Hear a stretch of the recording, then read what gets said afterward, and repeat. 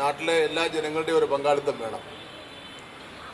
ഒരു ചെറിയ ഒരു സാധനമെങ്കിലും, പച്ചക്കറിയെങ്കിലും അല്ലെങ്കിൽ എന്തെങ്കിലും ഒരു സാധനം നമ്മളെ ഭക്ഷണം പാചകം ചെയ്യുന്നതിന് വേണ്ടി നമുക്ക് ഏതെങ്കിലും ഒരു വീട്ടിൽ നിന്ന് കളക്ട് ചെയ്യണം.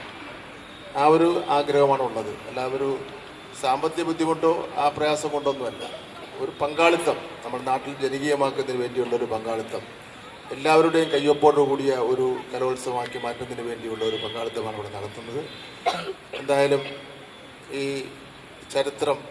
ചരിത്രത്തിൽ സ്ഥാനമുള്ള ആദ്യമായി ഇംഗ്ലീഷ് വിദ്യാഭ്യാസം ആരംഭിച്ചിട്ടുള്ള എത്രയോ വർഷക്കാലത്തെ പാരമ്പര്യമുള്ള ഈ സ്കൂളിൻ്റെ അങ്കണത്തിൽ വെച്ച് ഇങ്ങനൊരു ചടങ്ങ് നടത്തിയത് തന്നെ ഏറ്റവും ഇതിൻ്റെ ആദ്യത്തെ ഉത്സവത്തിൻ്റെ ആദ്യത്തെ ഏറ്റവും പ്രധാനപ്പെട്ട ചടങ്ങാണ് ഇവിടെ വെച്ച് നടക്കുന്നതെന്നുള്ള കാര്യം കൂടി ഞാൻ ഇവിടെ സൂചിപ്പിക്കുവാൻ ഞാൻ ആഗ്രഹിക്കുകയും, ഇന്ന് സ്കൂൾ അവധിയാണ് എങ്കിലും കൊച്ചുമക്കളെല്ലാം വന്നിട്ടുണ്ട്.